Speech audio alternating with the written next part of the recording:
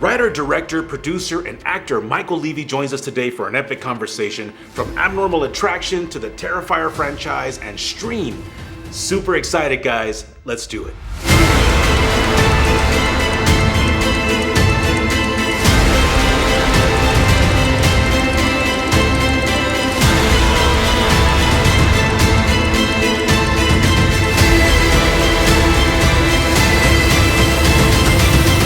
Michael, thank you so much for being here. I really appreciate it. I mean, you're part of an amazing team. I mean, you've got two franchises under your belt. You've got Terrifier, you've got Stream. What does that feel like, man? I mean, you're making classics, you're making legends. It's very surreal. You know what I mean? It's like those pinch me moments, like, am I dreaming? Because the little kid inside of me is jumping up and down and can't believe this is happening, you know? And I talk with Damien Leone all the time about this, is we have to try, even if, you know, as much is happening in front of you and as much as you're really into it, to just breathe for a minute and say, wow, we're doing it. You know, we're making movies and we're actually doing what our dream was. And, you know, to be able to work on Terrifier, and that blew up into something that we could have never imagined. You know, you hope for it, but you never really know. And then obviously now we're doing it with Stream. It's just an honor. It's a blessing. And it really is the credits to the fan base that loves our craziness. You know, we're fans first and foremost, and I think that's how, you know, I think people see that, and it's very genuine, coming from a very genuine place. So like, we're just putting on screen things that we think would be cool, and lucky enough it's resonating. And where did the Michael Leavy dream begin? So I was an actor first. I was a child actor. I did, you know, little commercials here and there, mostly theater work. And it was something I always wanted to do, but you know, as I got older, I kind of got into the directing, producing, that other side of things. Started out very young, acting, and then even young, I started doing my own stuff. I would steal my mom's camcorder, and me and my brothers and my sister would film little home movies and videos that didn't realize it at the time, but I was directing and coordinating and producing and, you know, doing that kind of lead work at like 4, 5, 6, 7 years old. And was there one specific movie or character that inspired you? I saw the movie Leprechaun as a kid, and I got it. You know what I mean? I saw it at the right age. It was horror, it was comedy. I mean, those are two of my loves, and I didn't realize that at the time. So I really kind of started studying that film and saying, this looks like fun. I think Leprechaun came out in '93, and I was 3 years old. You know, and I saw it pretty close to that, and which maybe I shouldn't have, I don't know.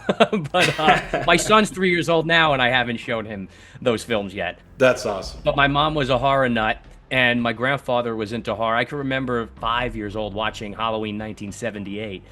And, you know, sitting down, waiting for it to come on TV, and, you know, the commercials, my grandfather would record it so we can stop the commercials and we could watch it over and over again.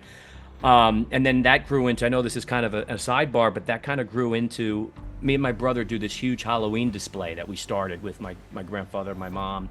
My dad's birthday's on Halloween. So now every Halloween, the kids in the neighborhood come by and we have these life-size, you know, movie style props and mannequins and stuff, and we hand out candy to the kids and we put on display, and we hand out, you know, alcohol to the parents if they're walking. So we try to make it this big, really crazy love fest in the neighborhood. Dude, that's awesome, man. Well, congrats to you, congrats to your family. I mean, that's awesome. That's epic, dude. Well, my introduction to you guys was Terrifier 2. I felt like that movie found me. Everything in that movie was just so special, so unique. I mean, Art the Clown, Lauren's character. I felt like you guys I was like, what the heck am I watching right now? It was amazing. Thank you for that. You know, that's up for you guys to say, not us. Like, we still have imposter syndrome where we feel like we're not, you know, it's not an icon, and you know, but I see it. You know, you can't escape it. I see what's happening, and it's just an honor to be a part of, and to even be in that conversation is wild to all of us. And that's a testament to Damien Leone and Phil and Steve, Jay, and everybody that's involved, George, and, you know, the whole team. We have a really, really great team. We all bought in. We're really like family. I know it sounds cliche to say, and we say it a lot because it's true. Within the Terrifier franchise, whether it's 1, 2, or 3, do you have a favorite scene or a favorite moment? For part 1, it was how the clown looked. For part 2, I think this doesn't get enough credit. I love the acid kill, which is in the bathroom there. I know the bedroom scene gets it, and the bedroom scene is great, and there's over the top, and it's crazy, and there's amazing things that happen. We did it all practically, but the acid scene, I think, is one that doesn't get enough credit, because I remember being there and seeing how many tubes were running up into the face of the actress Kaylee, and there's someone blowing in, and there's it's bubbling and it's boiling, and then there's smoke, and that was really, really fun. And then on 3, it was just every day was just, I can't believe we're doing this. You know what I mean? Like, I remember reading the script from the very moment, and they had the kill scene with the kids and the Christmas and stuff, and it was the only time ever I questioned for, like, because I have 2 kids now, I questioned for 0.2 seconds, do I really want to do this movie? This is insane. And then I said, of course I do. We're going in. But I remember that was the first time I ever questioned, are we going too far?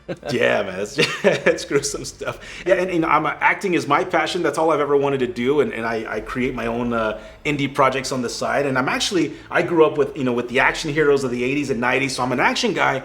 But when it comes to the horror genre, the lighting, the tone, that's really what inspires my lighting, my film, my shooting. And so, again, what you guys do is just so amazing, and congrats again. And so I saw Terrifier 2, and then that's what led me to your first movie, which was Abnormal Attraction. So was Abnormal Attraction, kind of going back to your childhood and Leprechaun, was that our introduction to the Michael Leavy way of filmmaking? It was. It's this fantasy, fairy tale, horror, like crazy bonkers film. We had a blast doing it. We threw in so many crazy sexual jokes. Like, we wanted to make a kids movie for adults. That's awesome, man. Well, you're a writer, you're a director, you're an actor, you're a producer. Do you enjoy being part of the whole process? I'm very very meticulous. I would say people say that about Damien too, and I'm the same way. I'm very much involved with all of that. I mean, I edited Stream, actually. I was the editor on Stream myself. Another franchise, you just announced the sequel. That's actually what inspired me to reach out to you. I love the poster, by the way. And dude, I mean, that's just so awesome. And again, it was another movie that within the first few minutes, love the music, love the lighting throughout. I love all the characters. My favorite shot is when you got the two killers coming down the hallway. I mean, dude, that was epic, man. That was creepy. I love that. And you're working with legends. I mean, Mark Holton, Danielle Harris, Dee Wallace. At the beginning of the movie, it's you and Dee Wallace sharing dialogue. Dee Wallace is just legendary. She is just someone who has just been around Hollywood forever. I mean, E.T. and like all these other movies, pop culture that's outside of the horror world even. And now me, I'm in the middle trying to keep up. I was like, I do not belong here doing this. You know what I mean? But it was cool.